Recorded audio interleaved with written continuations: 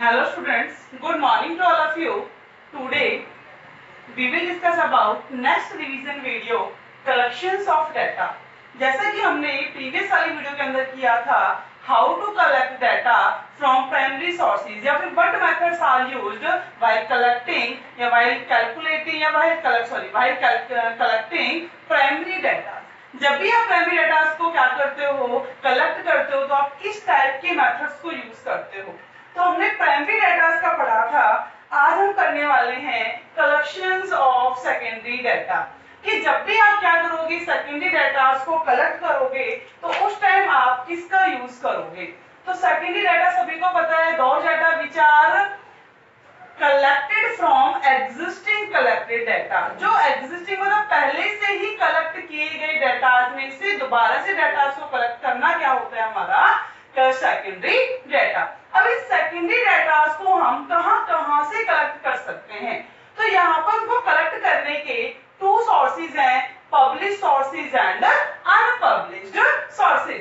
तो first is publish sources. Publish sources मतलब कि जब भी डाटा क्या हो चुके हैं, पब्लिश हो चुके हैं। काफी डाटा ऐसे होते हैं हमारे, मोस्टली ही ऐसे होते हैं कि वो क्या हो चुके होते हैं, पब्लिश हो चुके होते हैं। जैसे कि सेंसस हुआ, सेंसस के अंदर इंफॉर्मेशन तभी क्या कर दी जाती है, डिस्क्लोज कर दी जाती है कि कितनी परसेंट पॉपुलेशन है हमारी कंट्री की, दूसरी कंट्री से कहां पर कितने किस नंबर पर हमारा इंडिया आता है, अनएम्प्लॉयमेंट रेट कितनी है, एम्प्लॉयमेंट कितनी है, पॉवर्टी रेट कितनी है, यहाँ पर कैपिटा क्या है, नेशनल इनकम क्या है, मतलब कंप्लीट जो भी क्या है हमने के डाटा कलेक्ट किए उन सबके रिगार्डिंग जो इन्फॉर्मेशन है सारी इंफॉर्मेशन क्या कर दी जाती है, पब्लिश कर दी जाती है। लेकिन कई बार क्या होता है, हमें कुछ और इंपॉर्टेंट इंफॉर्मेशन जाननी होती है। जैसे कि सेंसस ऑफ इंडिया है, जनगणना बताई है केवल कि इंडिया की जो पॉपुलेशन है 130 करोड़ है, इतना बता दिया।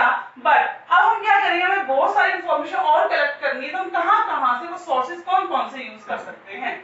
सबसे पहले है गवर्नमेंट पब्लिकेशंस। जो गवर्नमेंट पब्लिकेशंस होते हैं, for example state government, central government already publish the data, जो क्या कर चुकी हैं, have already publish the data, जो ऑलरेडी डाटा को पब्लिश कर चुकी हैं, वहां से इंफॉर्मेशन को क्या करना, गैदर करना, असेंबल करना, वो क्या है, government publications of data. Third second है सेमी गवर्नमेंट पब्लिकेशन। जो हमारी सेमी गवर्नमेंट, इट मींस की some percentage of private sector, some percentage of government sector, मतलब कि हाफ होता है, सेमी बोलते हैं जिसको, सेमी गवर्नमेंट पब्लिकेशन है। फॉर एग्जांपल जो हमारे म्युनिसिपल कॉर्पोरेशंस हैं, जो म्युनिसिपल कॉर्पोरेशंस हैं वो किसके अंदर आते हैं, सेमी गवर्नमेंट के अंदर आते हैं, जहां से हम इंफॉर्मेशन कलेक्ट कर सकते हैं like death rate, birth rate, infant mortality rate, maternal mortality rate. मतलब डेमोग्राफिक प्रोफाइल चाहिए हमें, तो हम किससे ले सकते हैं, सेमी गवर्नमेंट पब्लिकेशन से ले सकते हैं, क्योंकि उनके पास अपने क्या स्टेट के अकॉर्डिंग, डिस्ट्रिक्ट के अकॉर्डिंग क्या मिलते हैं, सारे डाटाज अवेलेबल होते हैं। थर्ड है report of committee and commissions. जो भी क्या होता है, डिफरेंट हमारी कमेटीज होती है, कमीशंस होते हैं, हम वहां से भी डाटा को कलेक्ट कर सकते हैं। डिफरेंट जो कमीशंस होते हैं उनके पास इंफॉर्मेशन होती हैं कि क्या क्या इंफॉर्मेशन होंगी, कमेटीज होती हैं, वहां से इंफॉर्मेशन कलेक्ट की जाती हैं। फोर्थ है पब्लिकेशंस ऑफ ट्रेड एसोसिएशन। जो हमारे ट्रेड एसोसिएशंस होते हैं वो भी डाटा को ऑलरेडी पब्लिश कर चुके होते हैं, वहां से भी इंफॉर्मेशन लेनी है तो हम वहां से इंफॉर्मेशन ले सकते हैं। For example sugar mill trade association है, तो जितने भी शुगर मिल की क्या है इंडस्ट्रीज है, उन सबकी इंफॉर्मेशन कहाँ होगी, शुगर मिल ट्रेड एसोसिएशन के पास होगी। तो हमें सभी शुगर मिल्स के पास जाने की जरूरत नहीं है, सबके पास कांटेक्ट करने की जरूरत नहीं है। जो शुगर मिल ट्रेड एसोसिएशन है वहीं से ही हम कंप्लीट शुगर एसोसिएशन, जो शुगर मिल्स हैं उनके बारे में क्या कर सकते हैं, इंफॉर्मेशन को गैदर कर सकते हैं। ठीक है, जैसे कि अपनी मंडी है, रितु बाजार है, ये क्या है, सबके अपने अपने मार्केट से एसोसिएशन बने हुए हैं, वहां से फूड ग्रेन के बारे में इंफॉर्मेशन ले सकते हैं कि how much production this years या प्रीवियस ईयर, कि प्रीवियस ईयर कितना प्रोडक्शन हुआ है, इस ईयर हमारा कितना प्रोडक्शन हुआ है। मतलब कि इंफॉर्मेशन किससे लेने, ट्रेड एसोसिएशन से, इंडिविजुअल से इंफॉर्मेशन गैदर करने की जरूरत नहीं होती। अब है पब्लिकेशंस ऑफ रिसर्च इंस्टीट्यूशंस। जितने भी हमारे क्या होते हैं, रिसर्च इंस्टीट्यूशंस होते हैं, नासा है, ये क्या रिसर्च इंस्टीट्यूशंस है। अगर हमें रिसर्च से रिलेटेड कोई इंफॉर्मेशन लेनी है तो हम रिसर्च इंस्टीट्यूशन से जाकर डायरेक्टली इंफॉर्मेशन को गैदर कर सकते हैं, तो पब्लिकेशंस ऑफ रिसर्च इंस्टीट्यूशंस के अंदर आएगा।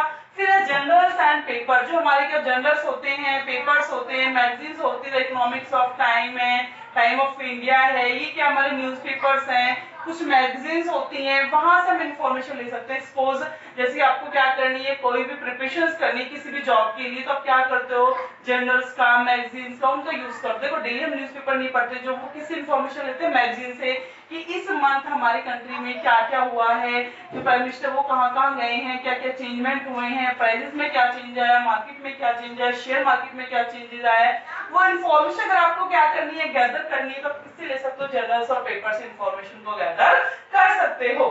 सेवंथ है पब्लिकेशंस ऑफ रिसर्च स्कॉलर्स। जो हमारे क्या होते हैं, रिसर्च स्कॉलर्स होते हैं, वो भी इंफॉर्मेशन को क्या कर चुके होते हैं, पब्लिश कर चुके होते हैं। वहां से अगर हमें कोई इंफॉर्मेशन चाहिए तो वहां से भी इंफॉर्मेशन को ले सकते हैं।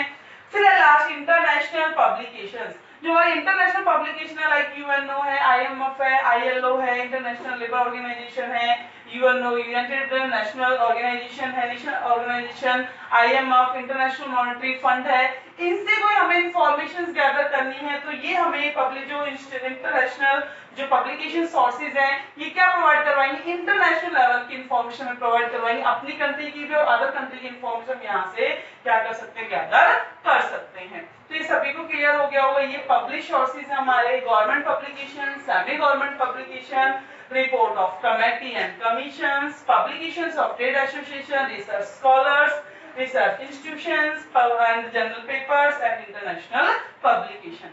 अब आता है अनपब्लिश सोर्सेज, जो सेकंड है हमारा अनपब्लिश सोर्सेज। तो ये अनपब्लिश सोर्सेज क्या हैं, तो unpublish sources refers to those sources which are not published, those information which are collected but not published। Collect तो कर ली गई है बट अभी तक क्या नहीं की गई, पब्लिश नहीं की गई ड्यू टू वेरियस रीजन, जिसके बहुत सारे क्या होते हैं, कारण होते हैं। होता है ना कई बार इंफॉर्मेशन कलेक्ट कर ली जाती है बट उनको पब्लिश नहीं कराया जाता, तो आपको पता है इसके रिगार्डिंग इंफॉर्मेशन कलेक्ट हो गई, पब्लिश नहीं हुई है, आपको फिर उसके बारे में इंफॉर्मेशन चाहिए तो आप अनपब्लिश सोर्सेज से इंफॉर्मेशन को गैदर कर सकते हो। तो हमारे क्या कहलाते हैं, अनपब्लिश्ड सोर्सेज कहलाते हैं। अभी कहते हैं कि precautions in the use of secondary data, कि जब भी आप क्या कर रहे हो, सेकेंडरी डाटा को यूज कर रहे हो तो उस टाइम आपको कौन कौन सी प्रिकॉशंस अपनानी चाहिए, when you use unpublished sources, जब भी आप क्या कर रहे हो, अनपब्लिश सोर्सेज को यूज कर रहे हो।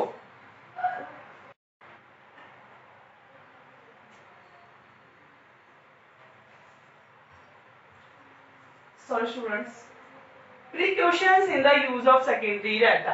तो फर्स्ट है, देखो जब भी आप डाटा को कलेक्ट करने जा रहे हो तो आप क्या देखोगे, वेदर द डाटा आर रियलाइबल, कि भाई जब आप उन डाटा को कलेक्ट कर रहे हो तो ये देखो कि वो डाटा सारे रियलाइबल हैं या नहीं है।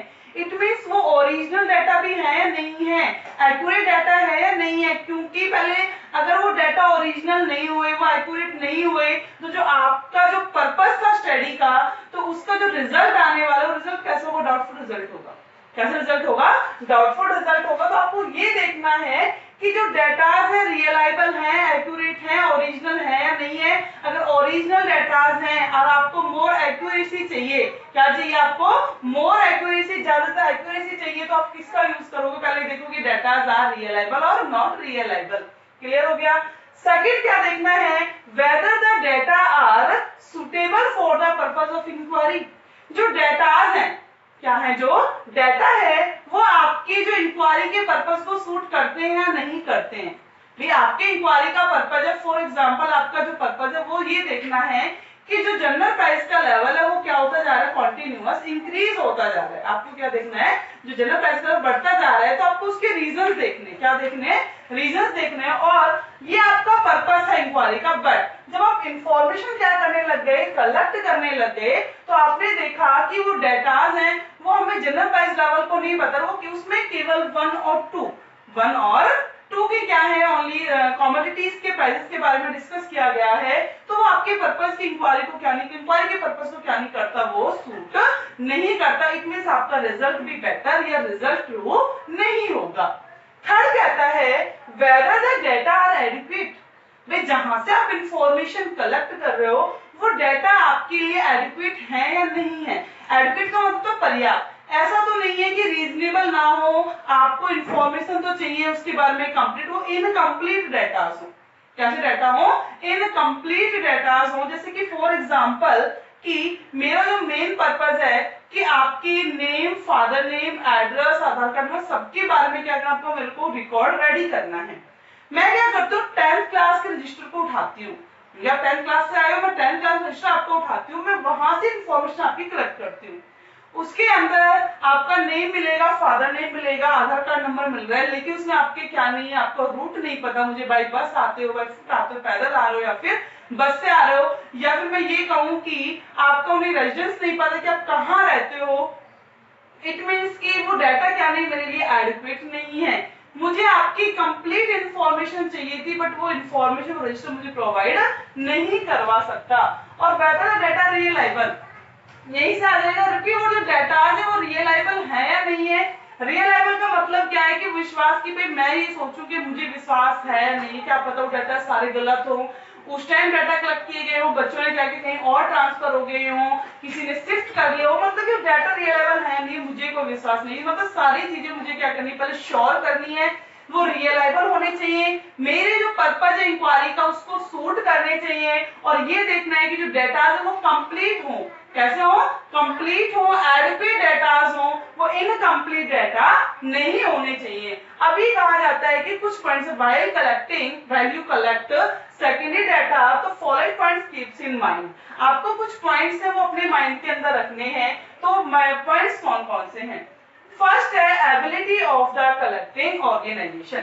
जब भी आप डाटा वहां कलेक्ट करने जा रहे हो सेकेंडरी डाटा, तो सबसे पहले जिस ऑर्गेनाइजेशन से आप डाटा कलेक्ट कर रहे हो, जिस ऑर्गेनाइजेशन से आप डाटा कलेक्ट कर रहे हो, पहले ये देखो कि उस ऑर्गेनाइजेशन की जो एबिलिटी है वो कैसी है, क्या वो एबिलिटी उन डाटा को कलेक्ट करने की है या नहीं है। अगर वो एबिलिटी नहीं है उसकी, अगर क्या नहीं उसकी एबिलिटी नहीं है, इट मीन जो आप इंफॉर्मेशन लेना चाहते हो वो इंफॉर्मेशन आपको प्रॉपर तरीके से नहीं मिल पाएगी।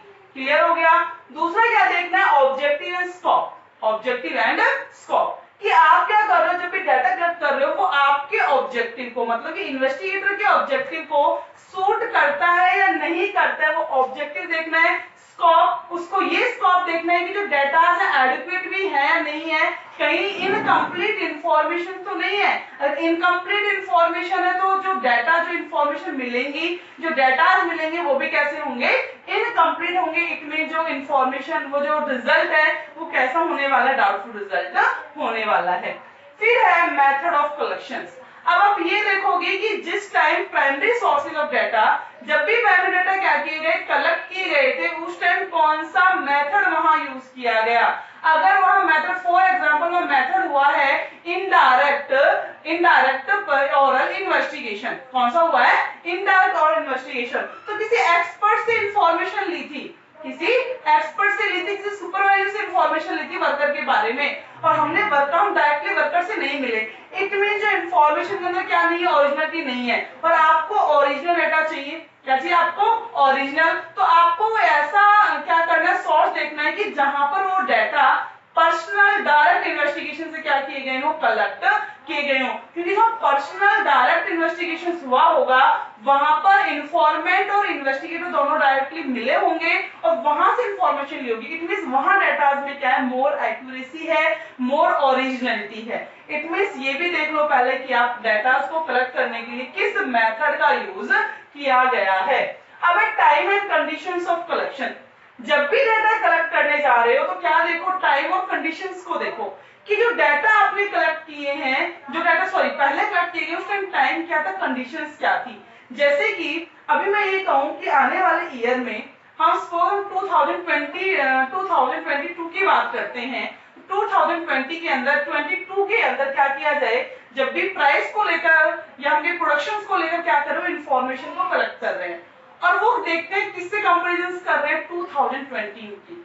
तो आज के हालात सभी जानते हैं, 2020 में पूरी जो हमारी कंट्री है, हम कहें कि वर्ल्ड है, किस कंडीशन से गुजर रहा है। तो अब तो जो प्रोडक्शन है, हम कहें हमारी इकोनॉमी की कंडीशंस है, क्या है, not better, much not better, बहुत ही कैसे हम कहें बहुत बेकार कंडीशन चल रही है। और इसके कंपैरिजन आने वाले ईयर के साथ कर दी जाए, या हम ये कहें कि जो हमारा प्रीवियस ईयर है 2020 कंपेयर 2019 के साथ, 19 के साथ ही कर दी जाए, तो क्या हम कंपेयर कर सकते हैं, पॉसिबल है? पॉसिबल नहीं है, क्योंकि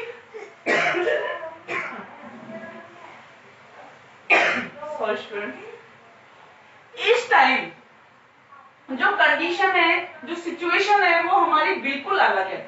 जो कंडीशन सिचुएशन कैसी है, बिल्कुल डिफर है। और 19 में कंडीशंस हमारी बिल्कुल नॉर्मल थी, तो वहां तो प्रोडक्शन कैसा होने वाला है, अप होने वाला है। बट अब का प्रोडक्शन क्या नहीं, बहुत ज्यादा स्लो है।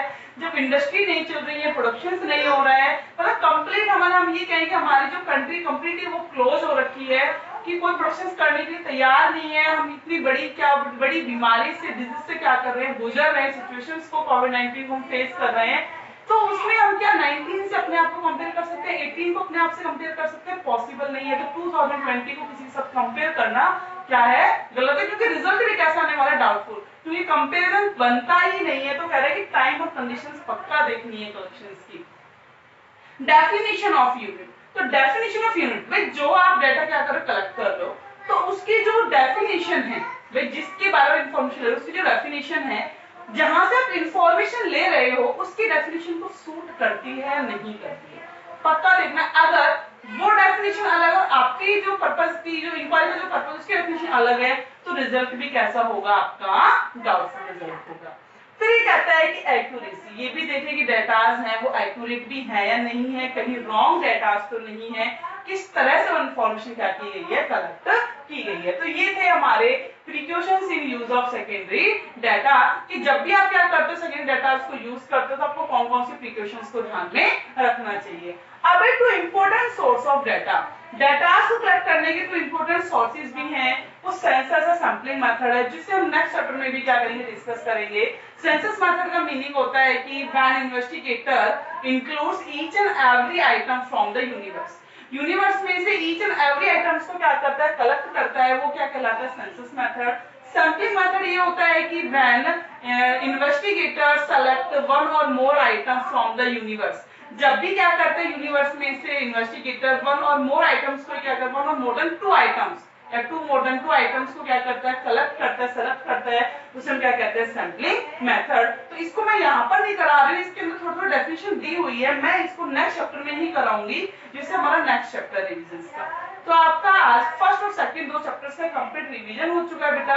और ये आपको जो वर्क है, जिस बच्चे ने इसको फेयर नोटबुक में नहीं किया, वो फेयर नोटबुक में कर भेजेगा, और जिसने ऑलरेडी फेयर नोटबुक में किया हुआ है, वो अपनी रफ नोटबुक या फेयर नोटबुक में ही आगे रिवीजन डालकर इसको लिखकर राइट करके मेरे पास क्या करेगा, सेंड करेगा।